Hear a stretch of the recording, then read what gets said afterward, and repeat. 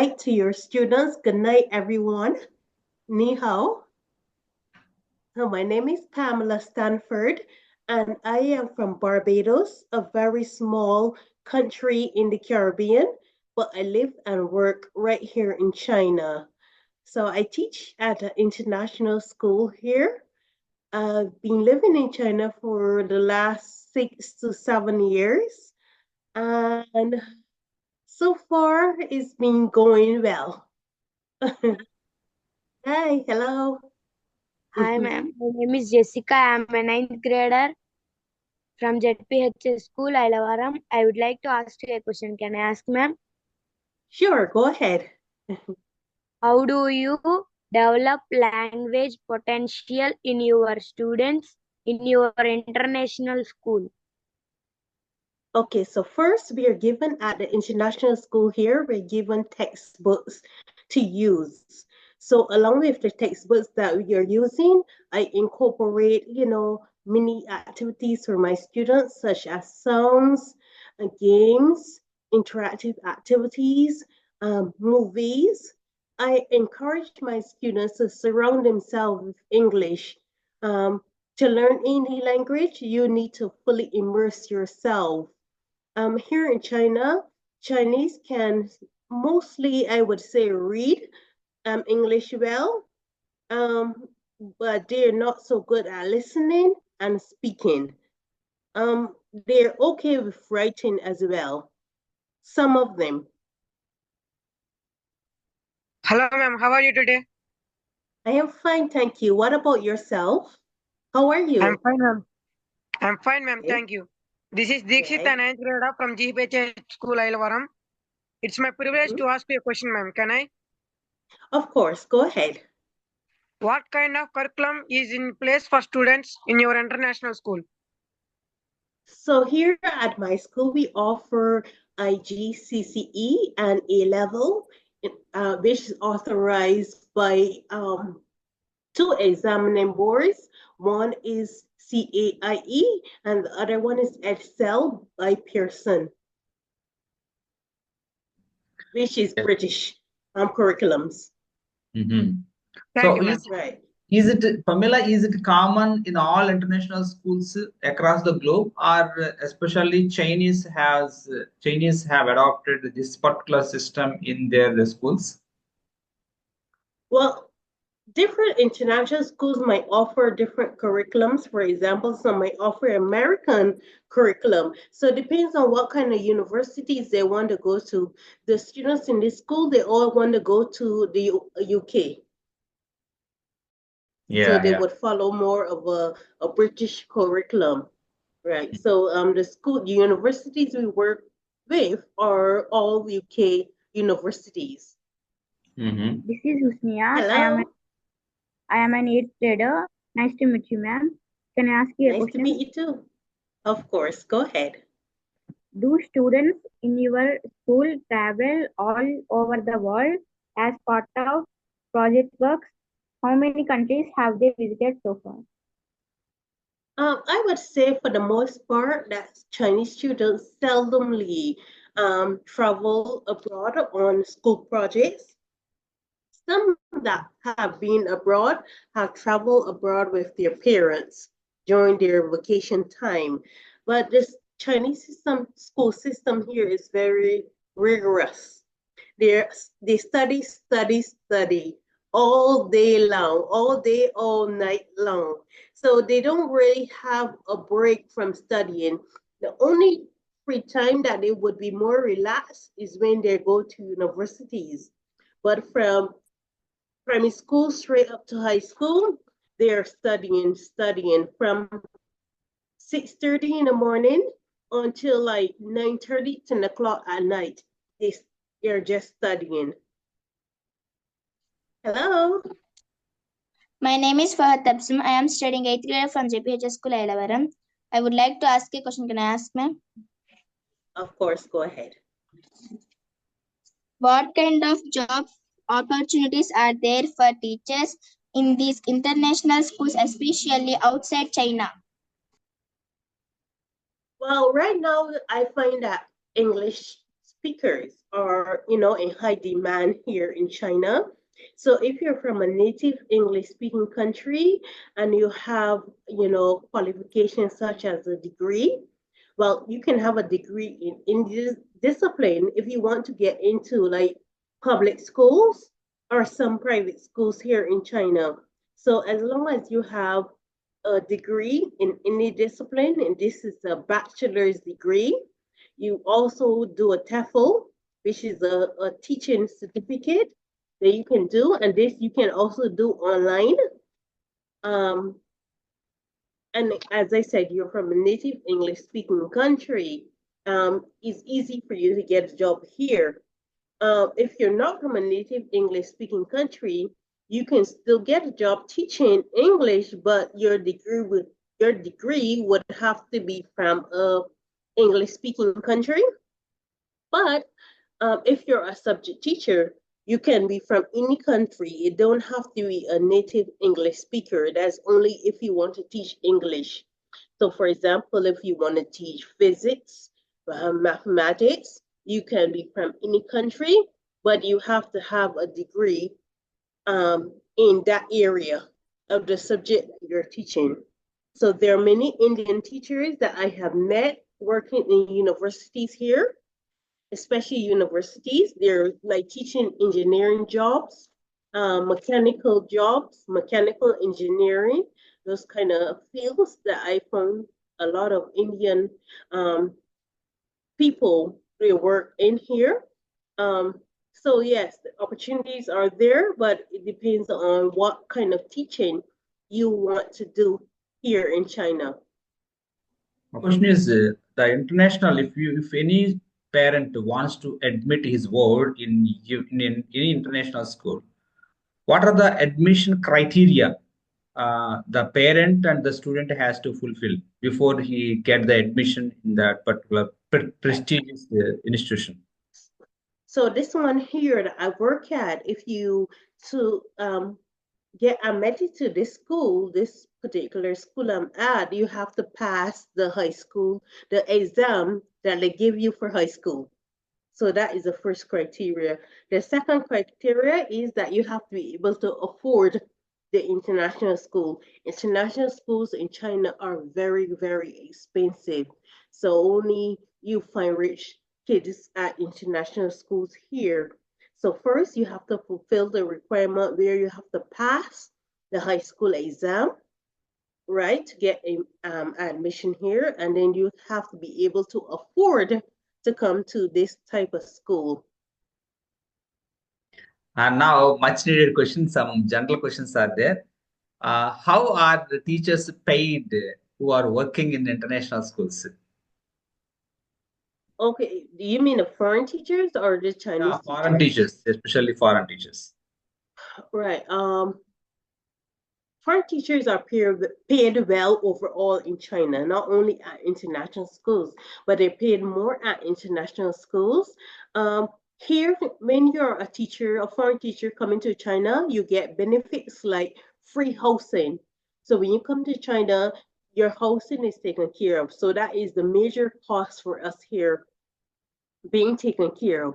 The second thing is some schools pay all the utility bills for you, such as the electric bill, the water bill, your heater, and stuff like that. If you have to pay it yourself, it's just a small cost.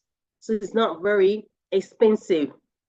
We get paid, I would say, on average, sometimes 5 to 10 times more than a local teacher, a Chinese teacher here. So you can get salaries ranging from, in US dollars, could range from between, if you're now starting out as just a normal teacher, no subject, and you never taught before, but you have the qualification, you can start at something like 1,500 US a month, right? But as I said, your accommodations are taken care of, and you get insurance. They sign you up for insurance, medical insurance, so that is taken care of as well, right? And it can range up to, like, in US dollars, if you are just teaching English, you can probably get up to 4,000 US dollars a month. Yes, at international schools, some people get more, depends on their qualifications and their work experience. A subject teacher, of course, get a lot more. You can get a range between 7 to 10,000 US dollars a month. Thank you so much. You have been dealing with the students, especially in the different parts of China you happen to work. You know that the conditions in your country way back to West Indies. So now you have been working in China. What kind of special qualities you have observed among the Chinese students? Are the Chinese good at a particular subject? I heard that Chinese are not good at English, but they are super good at some subjects like math and physical science and chemistry. And could you please tell us something about that? Well, I had this when I first came to China, I had this misconception that Chinese students are very studious. But coming to China and learning them, they're not really that studious, just a small minority of them. I find that Japanese, they're more studious than Chinese students. Um, because I don't know, well, really and truly, to be fair, Chinese students face a lot of pressure, especially from their parents. They are forced to learn things that they don't want to learn. They're forced to take up careers that they don't want. Is all because the parents, want to like show off to other people to say, okay, my child is a doctor, my child is a lawyer. And these children, some kids, they're not academically inclined for such subjects, right? So being at school now, there's lots and lots of pressure. So many Chinese students, they end up with a lot of mental issues. Some can commit suicide. And there's lots of things, problems and issues that these students come with because of family pressure mostly. Because you would have a Chinese student, and if you look at their desks, they have like, I'm not lying to you, there's like over 50 books quite high on their desk, and they have to read these books. When I was going to school, we never had this kind of thing, and we turned out okay. We're educated, so yeah, I think that they put too much pressure on them, Yeah. so when it comes to English now, the students don't really want to learn English, but because their parents are pushing them, they they're not really great in learning English because they're not motivated, self-motivated to learn the language. So sometimes it's very tough on us teachers to teach them, and they don't want to learn. So yeah, it's like going through one year and coming out the next year. Yeah. Yeah. So I do agree with you. The same pressure you can also find even in India also, because Oh, these two countries are heavily populated countries in the world, and at you're present, right. India is leading in terms of population. And in India, average student has his own pressure, especially from the parents and as well as the teachers. So teachers, they force them to do well in their examination. The same pressure you can also find from their parents. So to do well, because in this competitive world, especially in Indian perspective, Indian context, and so Indians, most of the parents in Indian are middle class families. So they invest the money into their education and to expect Same something. here. Yeah, expect something. Yeah, They yeah. deliver. He should deliver. So that kind of pressure is always on the student. That's why the suicide rate and as well as the mental issues also there in India too. Okay. Hmm. But back in my country, we are not like this. We are given freedom to do whatever we want to. Yes, our parents push us and would love us to be doctors and lawyers and all that. But we have a saying that you can take a cow to a pond, but you can't force it to drink. So you understand that. And I told my students, especially the ones at universities, that sometimes you have the A student, which is the academic students, and you have the B students, which are the ones that learn skills. And sometimes you find that the A students turn out working for the B students. So, and then the B students, they make more money in life than the A ones, because the A ones, all, like, for example, you take up a job in accounting, all you know is accounting.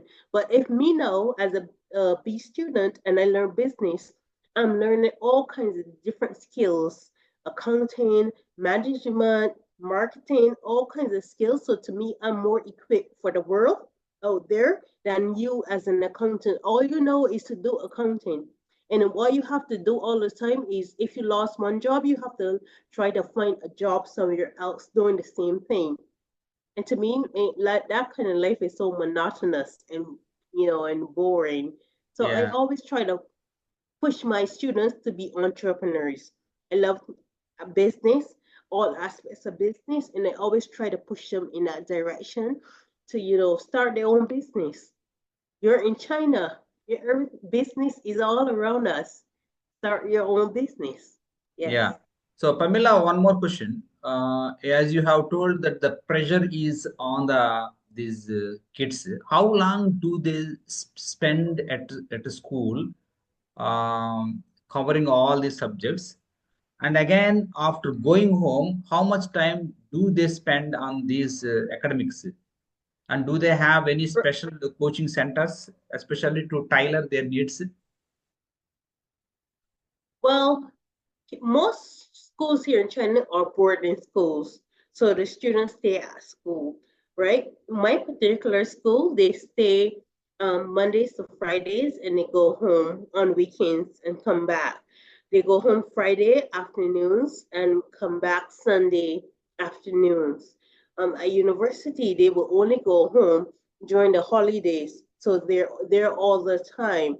So the school, they would wake up like 6:30, right, to start the day. They would have breakfast for probably like half an hour, and then they will be sent to their classrooms. So they have what they call morning reading. So they have to read some kind of passage from a book, right? English, of course. And if there are any activities where you have to answer the questions, you have to do this as well. So that's the start of the day. Every day they have to do this. Then their classes start at 8 o'clock. So they're in class from 8 o'clock until 12. 12 is our lunchtime. So we get lunch from 12 to 2. In China, lunch is always 2 hours. Even in like the government offices and stuff around businesses, Chinese always take 2 hours, one for eating and the next hour for sleeping. Because then they wake up and work all night long. So they always would go sleep during the daytime. That's a Chinese thing here in China. So after they come back at 2, classes from 2 till 5. Yes, around 5, they would take a break for supper. And then they come back to school for 6:20 until 9:20 at night. Then they will go to their dorms, they have to sleep and get up and do the same thing all over again. Here at this particular school, no cell phones are allowed, so they can't bring their cell phones on campus. So they only have their cell phones when they go home during the weekend. So they look forward to going home to be on their cell phones. Sometimes we give them homework to do during the weekend. Sometimes they don't do the homework. They don't do it because they want to be on their phones. They want a break from school. And you can't blame them because, they work so hard all the week. Yeah, what I like, 2 hours break during the lunchtime, 1 hour for eating, an hour from sleeping. So Right. yeah, that's so nice. Looking so strange for me, but in uh, children point of view, I think it would be great. Yes, even people are working work in companies because sometimes they have to work overtime and they are not paid for overtime. So, they say after they get sleep during the afternoon, they wake up refreshed. So then they can work all into the night. But foreign teachers or foreigners working in China, they treat us special. So we don't work overtime. If we work overtime, we are paid for it. But mostly not Chinese people, they're not. They have to. And they're afraid to say no because you can always get rid of one and find another one just waiting to take your place. So now I have more questions. So when it comes to the language issue, outside your school campus, how do you communicate with the people of China? Do you use the Chinese Right. language or do you switch over to English? First I must say I don't speak Chinese. It's very difficult. I just know basic written ni hao. So I use my translator, my phone. I download the app, a Google Translator. So I will just translate and show people what I want. If I go to a restaurant, some restaurants, they have menus with the pictures. And I just sometimes point to what I want and hope for the best. Yeah, that's good. Now, let us talk about the food that Chinese people take. So, what kind of menu do your students eat during the daytime? Uh, so, what about the average Chinese people? Well, I can say for me, I find it very boring because they eat rice every day. Rice, rice, rice or noodles. So I'm not accustomed to so much rice. So at the canteen here, for me, food is free. Breakfast, lunch, and dinner is free. Um, and you get the same thing every day. Rice, a meat, sometimes you might get noodles, but mostly rice, and you might get chicken or fish, and then their vegetables. Tofu. I hate tofu.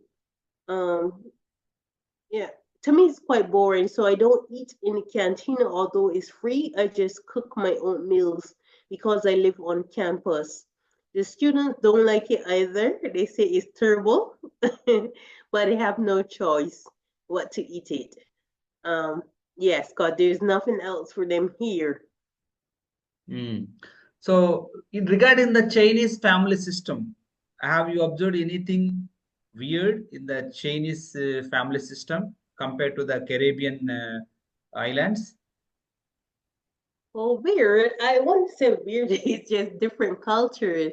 I find that here they're very family oriented, Mhm. so they're very close knit with their family. And to compare with us, you would find that sometimes like they have their the parents living with them, and if they're out working, the grandparents would take care of the kids, So in my culture, we don't do this. Or my mom would tell you that that's your own child. She raised me. It's time for her to take a break, you know. So yes, you don't really get grandparents taking care of the kids. You have to take them to a nursery or a a daycare center in my country, Barbados. But here, they hardly go to these kind of daycare places. The grandparents will step in and live with them. And, so that's different from my culture. Also here, I see like the men, when they're walking with their women, they carry the handbags, the female handbags. In my culture, the men would not do this. They would see it as being gay, right? So I think it's kind of cute. So that's kind of different from us. But for the most part, I find men are men all over the world, wherever you go. There's not much difference. It's just a language barrier. Um, what else is different? Here, I don't know. I get so accustomed to being here. I don't really see a lot of difference now. Well, depending on where you go in China, some people never seen Black people yet, like me. So they're very curious. They want to touch my hair. They want to touch my skin, to take pictures all the time. So I understand, so I allow it. But sometimes I don't like when they try to sneak pictures at me, just like I'm sitting on a bus and they try to sneak my picture because I don't know what they're going to do with my picture. Yeah, sure. Right? So I don't like it. If you come and ask me, it's okay, but so for the one part, I think that my experiences here have been good, but I am kind of bored here now. I feel like I need to experience a whole different culture. But it's just because the salary here is good, you're comfortable, and you don't find other countries really offering teachers like accommodations, paying the bills for them and stuff like that, like China. So China is one of the better places for teachers here in Asia. Well, I did hear that Dubai, Saudi Arabia and stuff, they pay higher salaries, but those kind of places, might come with different, problems.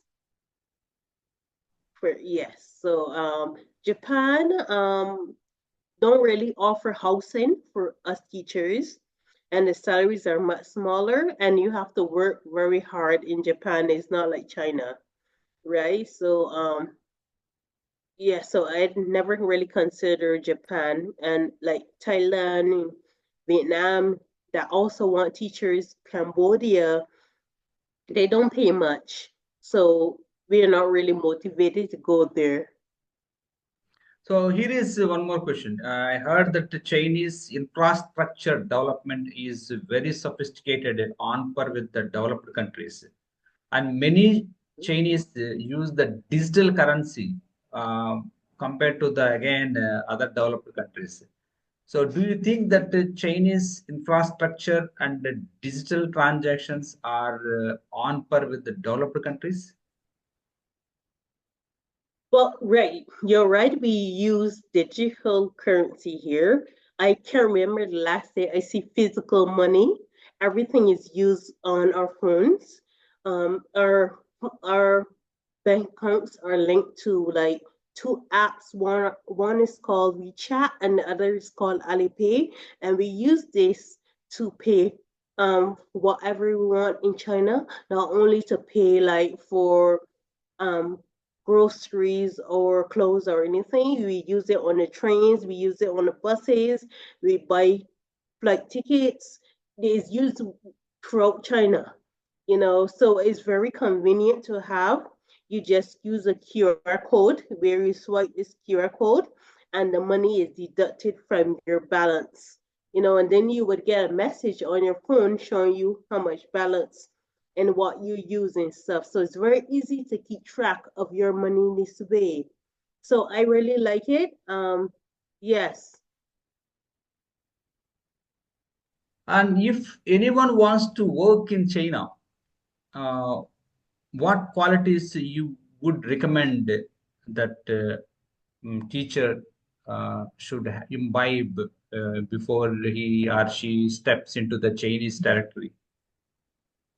Well, it depends on why he's coming here or she's coming here to teach. If it's a subject teaching, then I suggest that you have that degree, preferably a master's or a PhD in whatever discipline you want to teach, right? If you are coming to teach English, they prefer you to be from a native English speaking country to get that the work permit to work here, right? Or if you're not from an English speaking country, you have to have your qualification from that country.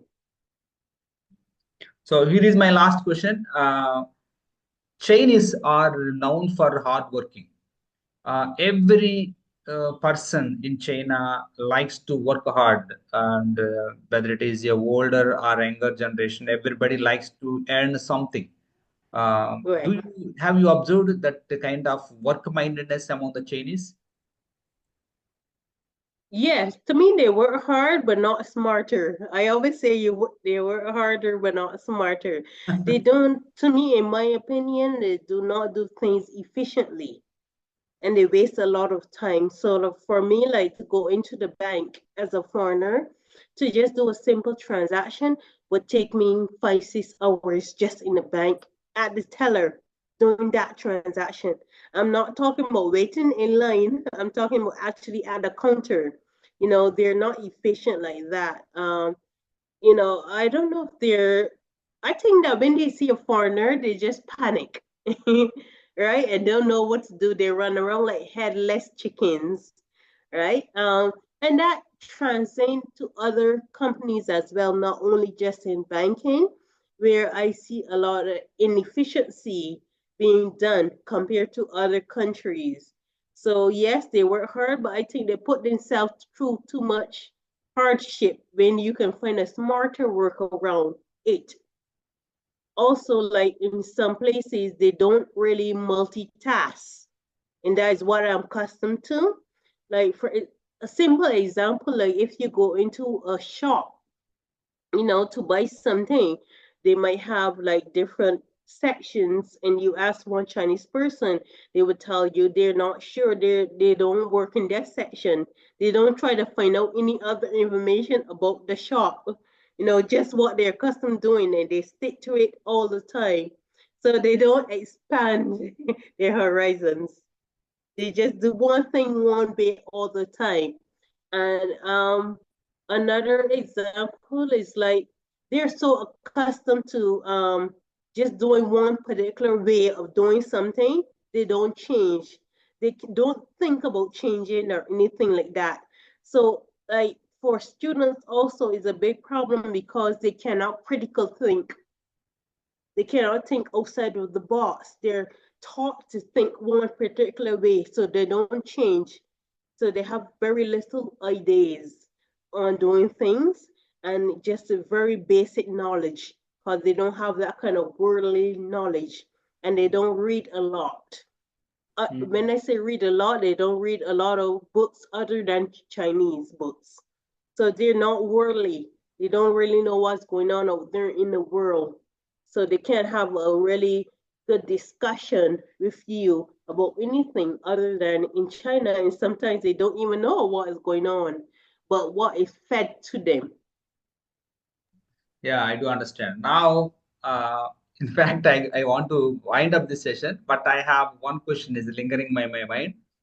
The Sure. scarcity of doctors is quite rampant in China. If you want to consult a specialist doctor, you have to wait at the hospital for longer hours to get the consultation. Have you observed this scarcity of doctors in China?